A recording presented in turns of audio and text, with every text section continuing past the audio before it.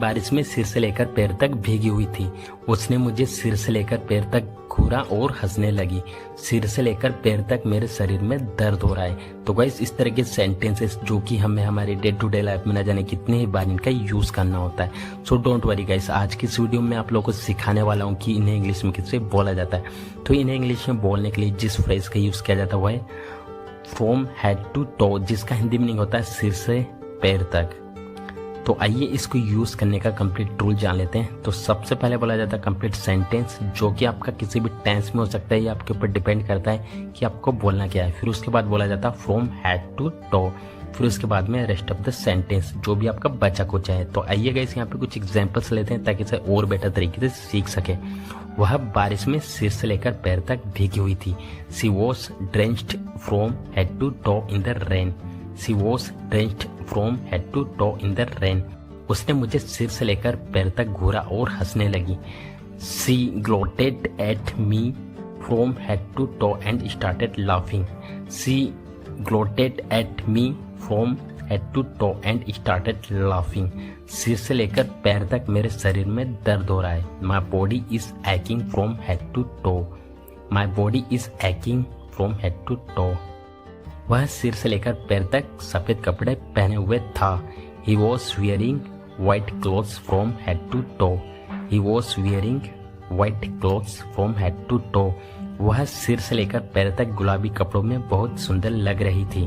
She was looking very beautiful in the pink clothes from head to toe. She was looking very beautiful in the clothes from head to toe.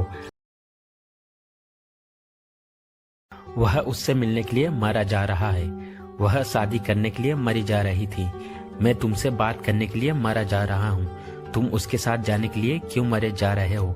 Guys इस प्रकार के sentences अक्सर हमें daily life में बोलने होते हैं। तो आज की इस वीडियो में मैं आप लोगों को सिखाने वाला हूँ कि इन्हें इंग्लिश में कैसे बोला जाता है।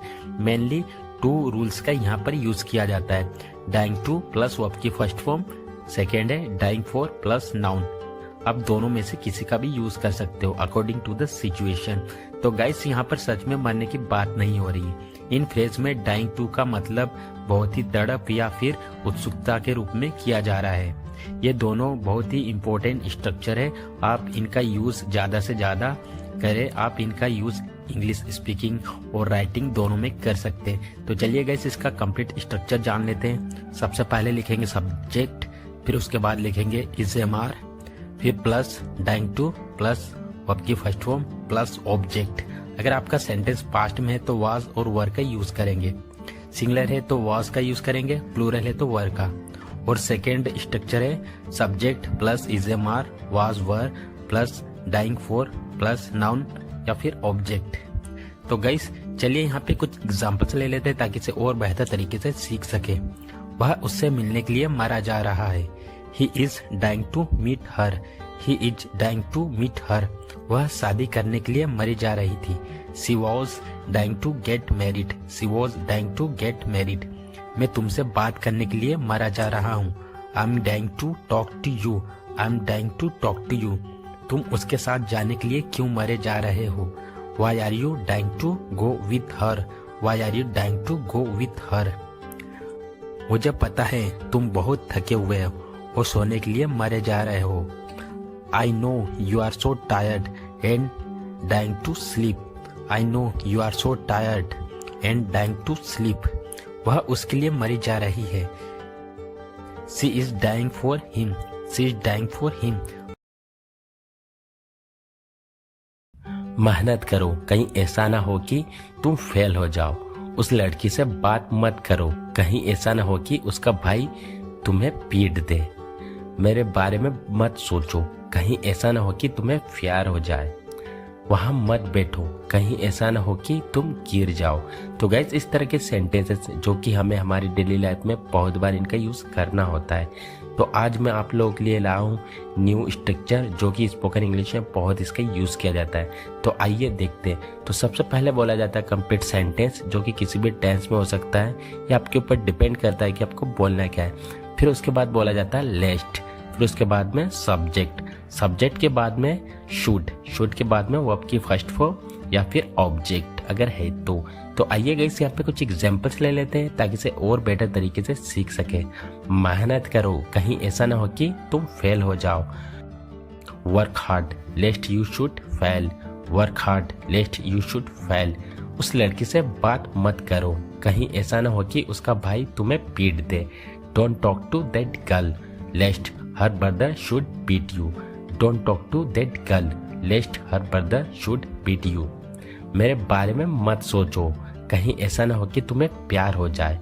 Don't think about me लेस्ट you should fall in love, don't think about me लेस्ट you should fall in love. वहाँ मत बैठो, कहीं ऐसा ना हो कि तुम गिर जाओ। Don't sit there lest you should fall down, don't sit there lest you should fall down. धीरे बोलो, कहीं ऐसा ना हो कि वह सुन ले। Speak slowly lest he should hear, speak slowly lest he should hear. उस लड़की को प्रपोज कर दो, कहीं ऐसा ना हो कि उसे और कोई प्रपोज कर दे। Propose that girl lest someone else should propose her, propose that girl lest someone else should propose हर।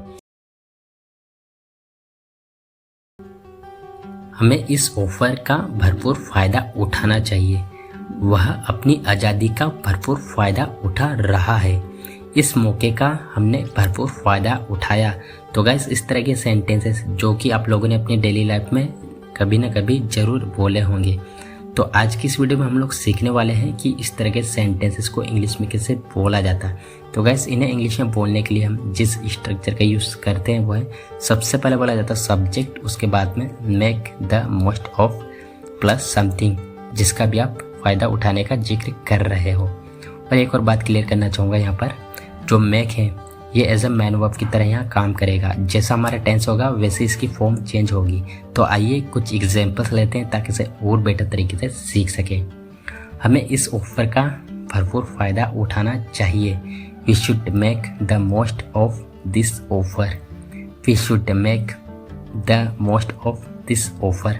वह अपनी आज़ादी का भरपूर फ़ायदा उठा रहा है। He is making the most of his freedom, he is making the most of his freedom. इस मौके का हमने भरपूर फ़ायदा उठाया। We made the most of this chance, we made the most of this chance. उसने अपनी पोजीशन का भरपूर फ़ायदा उठाया। He made the most of his position, he made the most of his position. उसे अपने टैलेंट का भरपूर फ़ायदा उठाना चाहिए। She should make the most of her talent, she should make the most of her talent.